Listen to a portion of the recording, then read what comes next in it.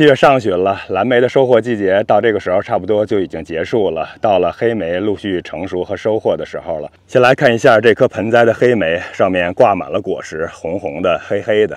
这些红色的呢是还没有熟的，过几天就可以变黑了；黑色的呢就是完全熟透了的，已经非常甜、非常好吃了。像是黑莓还有蓝莓这种浆果型的水果，在家庭种植中是非常推荐的，不仅容易种、容易管理，产量还非常大，而且它本身的营养价值呢也是非常的高的。看一看这一颗盆栽的黑莓。我们绕上一圈，看看四周都是挂满了果实。来看一看，哪怕是这种垂到地面上的枝条，上面也是挂满了果实的，非常非常的多。这就是盆栽它的花盆，这花盆的大小大概是有30加仑左右吧，个头还可以，但是对于这么大颗的黑莓来说，还是有点小了。其实严格来说，这不能完全算是100%盆栽，因为这个花盆的底部呢，它是镂空的，所以下边有一部分的根是扎到地下的。这种根部可以扎到地表的盆栽方式，对于支撑这么大的产量来说，应该还是有一定的帮助的。大家刚刚可能已经注意到了，我这颗黑莓的周围是有很多的这种支撑物的，像这个板凳，还有中间这样的木条，这都是用来撑住黑莓的，因为它产量实在是太大了，太重了，风一吹就很容易把整个花盆就给吹倒了。还有像这花盆的四周也是有很多的像这种空的装着土的花盆，给它堵在这儿。也是用来固定稳住这个花盆的。它虽然有一部分的根是扎到土里了，但是我这地方的土层其实是很浅的，所以风大的时候还是能把它给吹倒的。这样稍微的稳固一下呢，就稳定，不至于吹倒了。其实还有一个挺有趣的事儿，这黑莓里边原来中间是被搭了一个鸟巢的。这只鸟呢运气就非常差，因为总是刮大风的时候，鸟巢连同这个花盆就被吹倒了。我好几次都看见3颗鸟蛋掉在地上，我是给它们捡回去，但是可能过几天又被吹倒了。再换个方向看一下，这边也是用一个大木墩子把这花盆给撑起来了。其实可能有的朋友会说，你怎么不给它半地栽呢？当时我想的是完全的给它用来盆栽的，不想让它根部扎到地面上，就怕将来繁殖泛滥。因为我以前种过树莓，只要是种了一颗，那它周围就会繁殖一大片，很有可能最后都失控了。其实黑莓也是有类似的风险的。不过我这个品种的黑莓呢，因为它是没有刺的，所以即使泛滥了，可能处理起来也容易一点吧，不像是很多品种的那种树莓，它上面长了好多刺，一旦泛滥开来呢，你给它除的时候也是特别扎手，非常难处理。我其实去年还有今年年初的时候也一直在考虑是不是地栽2棵黑莓树，这样的话将来产量会非常非常大，不会像盆栽这样受到花盆大小的局限。但是后来发现呢，这种黑莓啊，它的串根能力也是特别强的。你看，即使这颗盆栽的黑莓，看看它周围已经长出了好多的这种小的黑莓的苗了，到处都是。如果真的是完全地栽的话，可能过上2、3年就真的是失控了，不好管理了，长得到处都是。所以我想想呢，还是算了吧，我还是就给它做盆栽，或者像这种，在一个有限的空间内给它半地栽吧。刚刚发现呢，像这种已经熟透了的黑莓，也开始有鸟开始吃它了。其实像黑莓这种东西呢，它不像是蓝莓还有树莓，鸟呢对它并没有那么大的兴趣，因为黑莓整体来说还是有一点点的酸味的，而且它个头还是比较大。像鸟啊，毕竟还是鸟，即便它们不是特别喜欢吃，但是看到这种深紫色的浆果，还是会忍不住过来啄上几口的。这就导致已经熟的黑莓，如果我们不及时摘的话，那就被它们给破坏掉了。即便被叨上几口，我们也没法要了。所以对于这种浆果来说，还是得每天早上过来看看，只要有完全变黑的，就马上给它摘下来。这样的话，我们就可以吃到完整的黑莓了。咱们言归正传，说一说黑莓的修剪吧。其实黑莓的修剪工作是非常的简单的，像我这种黑莓，就等到它完全成熟采摘之后，把这些所有结过果子的枝子都给它剪掉，并不是剪这种小的结果枝，而是说只要这一颗主干它结过果了，我们就齐根给它剪掉。其实最后剪的过程呢，还是有点麻烦的，要从上边顺下去，然后找到根部的地方就给它切下来。我们要注意的是，要保留的就是这种，看看现在结果的时候，已经从根部长出这种很壮的枝条了，这就是我们要保留下来的。其实最后我们就找到大概2、3条这样的枝条，给它保留下来，作为明年的结果枝就可以了。其余结过果的全都给它剪掉。当然，如果是地栽的话，你可以选择多留一些。我转一圈，稍微找找看，看看钻出来多少新枝。这是一个新枝，这是刚才看到的，这是第2个。旁边这是第3条。我们再走，这一条呢是更大的，这是第4条。我们再看看呢，这就是第5条。这儿还有一棵，这是第6条，一共有6条的分支。将来我们可以考虑留下其中的3条作为明年的结果枝，其他的就完全齐根给它清除掉。这基本上就是黑莓的修剪工作了，非常的简单。当然，像这种新长出的枝条，等到秋天的时候，如果我们发现它长得实在是太长了，也可以把尖儿给它去掉，或者是留我们想要的长度。特别是盆栽的话，如果太长了，这花盆根本是撑不住的，上边要搭个架子才行。如果是地栽，那就容易多了，可以搭一个稍微大点的架子，那它就可以爬很长很远，结的果实也会更多。看这黑莓上面，现在也是发现了斑衣蜡蝉，这是最近1、2年才发现的入侵物种。这种斑衣蜡蝉呢，它是不挑食的，什么果树上面都会发现它们的踪迹的。这2年日本甲壳虫的破坏才刚刚少了一点，斑衣蜡蝉又来了，这真是头疼啊！入侵入种实在是有点太可怕了。目前我还没有找到特别有效的对付它们的办法，特别是像我们这种有机的果园和菜园。同时，这种已经成熟了的果实肯定也是不能喷各种各样的药剂的。接着再来看一下蓝莓吧。其实蓝莓的修剪工作呢，相对来说也是比较简单的。修剪时间大概就是蓝莓刚刚采收的时候，我这个地区是6月底和7月初的时候。看现在这些中早熟的品种的蓝莓都已经摘得差不多了，树上还有零星的果实，然后我们也可以看到它这些新枝已经长出来了。我们大概的修剪时间呢，就是果实刚刚采收的时候是最好的。现在新枝已经开始发展了，那稍微有点晚了，但是还来得及。另外的这棵看得更明显一些，看看这中间生长出来的新枝已经蹿这么高了，像这种肯定是我们要重点保留的，因为想它作为明年结果的主力嘛。像是这些已经结过果的呢，我们就要选一个合适的高度给它剪下来。怎么选合适的高度呢？一般就是采用落冠修剪的方式吧。整个这颗蓝莓呢，最后给它修剪成一个球状会是比较好，或者是伞状，就是中间高，两边稍微低一点，这样可以增大它的结果的面积。像这颗呢，两边的高度已经是高于中间的高度了，而且两边是今年结过果的，所以我们选择呢，就是把两边的高度给它降下去。像是这一颗，上半部今年都结过果了，我们可以找一个大概合适的位置，不用特别精确，就这样给它剪一刀就行了。然后它剪口下边呢，会滋生出很多的新的芽、新的枝，这样明年就可以作为结果枝了。像这一颗也是，看上边这些都是结过果的，我们就把它，比如说从这儿给它剪下来吧。类似的方式，把周边其他的枝条也都给它剪下来。这一个也是，这还有，看这儿还有一个小的果实，我们不要它了，剪下来。这也是剪下来，这样剪下来，就这样修剪一颗蓝莓，很快就可以修剪完了。来到背面，把这些剪一剪，这儿还有一个。这样就差不多了。像家庭种植蓝莓呢，也不用修剪的那么精细，有一个基本的形状出来就好了。看看现在稀疏呢，可能是稍微的密一点，到时候可以再看一看。如果是特别密或者是重叠严重的，也可以修一修。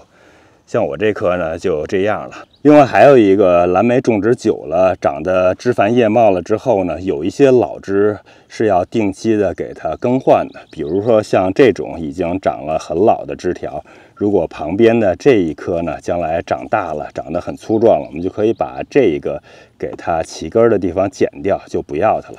但现在呢，这还没有长出来，可以再等等，看看明年需要修剪的时候是一个什么样的情况。这中间也是类似，看这中间这儿有一个新的枝条，等到明年结果长得特别壮之后呢，可能旁边的这种老的就有机会给它淘汰掉了。当然，这是一个综合的考量。如果不密的话，那今年就没有必要给它轮换了，可以明年再让它们多结一年的果，再看看情况。这另外一棵比刚才的可能稍微要麻烦一点，它中间并没有一个特别壮的枝条，而且它今年结的果特别多，周边的这些枝条呢都是结过果的，所以我们剪的时候就大刀阔斧的把它周围的这些尖儿都给它修剪掉就行了。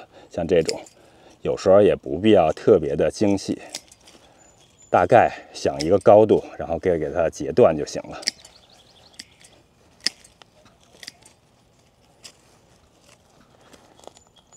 像这种剪断之后，剪口下边就会有新枝长出来的，这种就大刀阔斧的剪掉。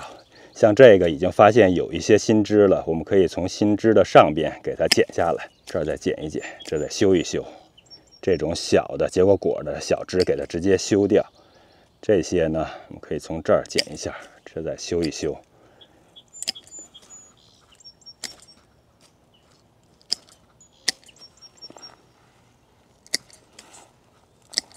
还有，如果有精力的话，把这些中间的部分或者向内生长的小枝、枯枝，也都给它稍微清理一下。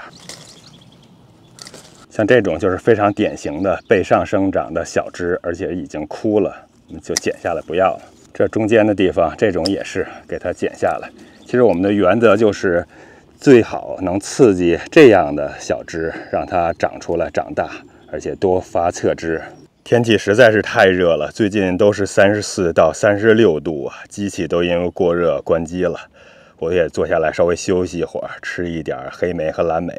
像黑莓呢，只有这种完全熟透了变黑的这种才是特别甜的，只要是有点发黄就是比较酸的。还有一点点蓝莓，这种黑透了的是特别甜、特别好吃的。最后再来看看修剪过后的蓝莓，大概就是这个样子了。这是另外的一棵，我们到明年再看看它整体的生长情况。再过1年的话，可能都要该换盆了。这已经长了好几年了。现在这个季节，早中熟的蓝莓都已经采摘光了，只剩下最晚熟的品种了。像我这儿有一颗，看这一颗呢，上面还有好多是青的，不过已经有相当一部分开始变紫成熟了。这一颗再没了，那蓝莓季就彻底的结束了。换个角度看一下，这里边的蓝莓还是有不少的。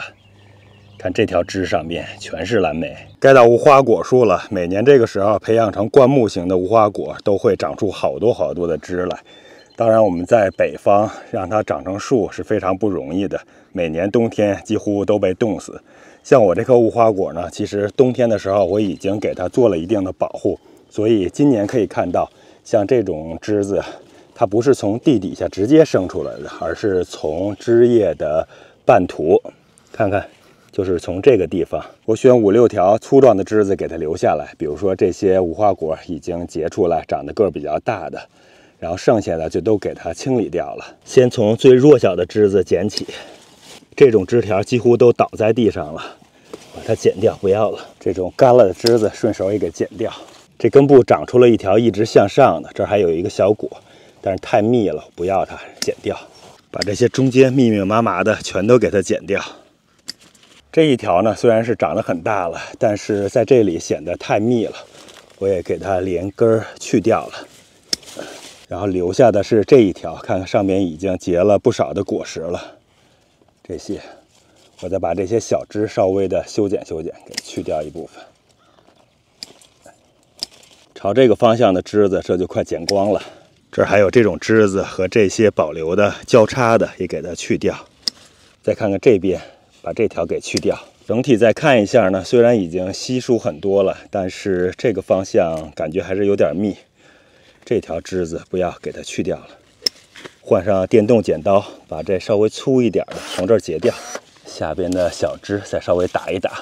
这儿还有一个，行了，暂时就先这样吧。主枝留了大概有7、8条，比预计的要多一些。不过至少中心是打开了，整个光照也都能照进来了。后边呢，给它多施点肥，多浇点水，这现有的果实应该是可以膨大起来的。后边还有几颗新种的无花果，像这一颗呢，我去年给它用树叶保护起来，整个枝干大概是这么高的高度吧，都盖上叶子了，所以它最后冻死的部分只有比较靠上裸露在外边，或者是保护的没那么深的地方。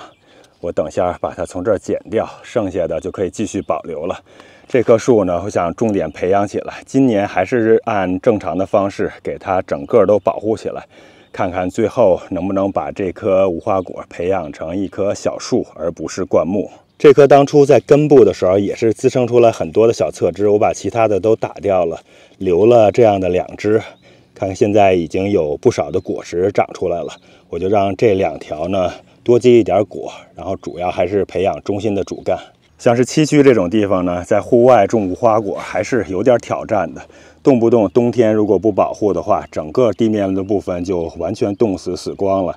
第2年春天也是很晚才从地底下又重新冒出枝来，最后如果不加好好的保护的话，一定就会长成灌木。其实倒不是说培养成灌木有什么缺点，只是它结果的速度慢，结果的时间也会更晚。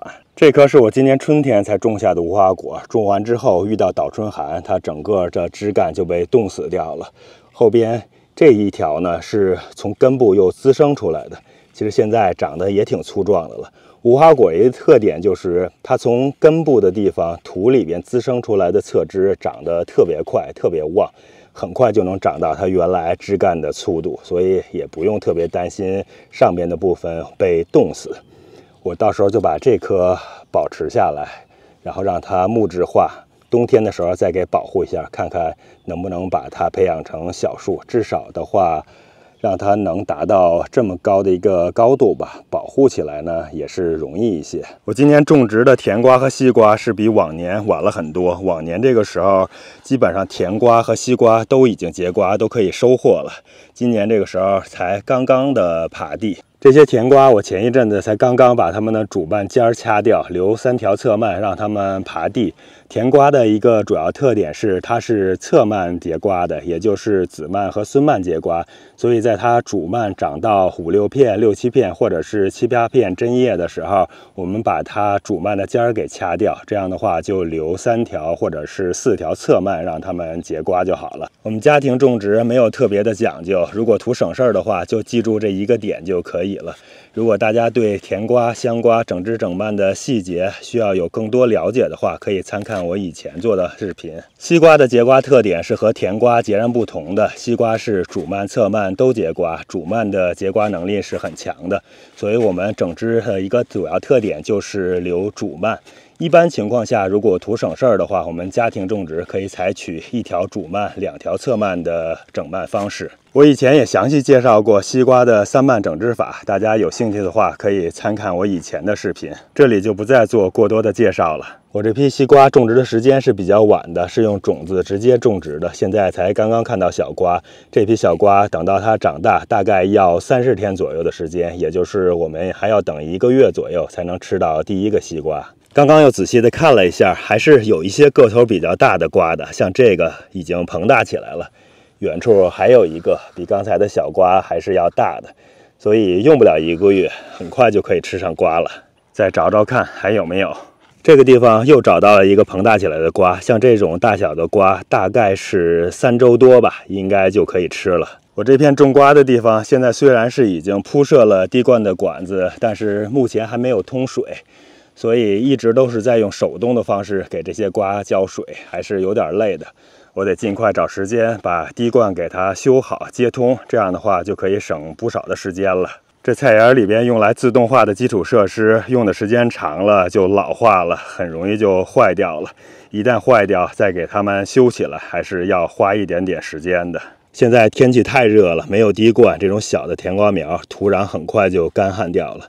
像这种甜瓜呢，大概是已经到了可以掐尖的大小了。我等会儿把这一片第2批的甜瓜也都给它把尖打掉。打尖呢也是挺简单的，直接掐头就可以了，这样就行了。这种34、5度酷热的天气，在菜园里边，不管是种菜劳作还是拍视频，都还是挺辛苦的。希望大家能够花1秒左右的时间帮我们点个赞，支持我们一下。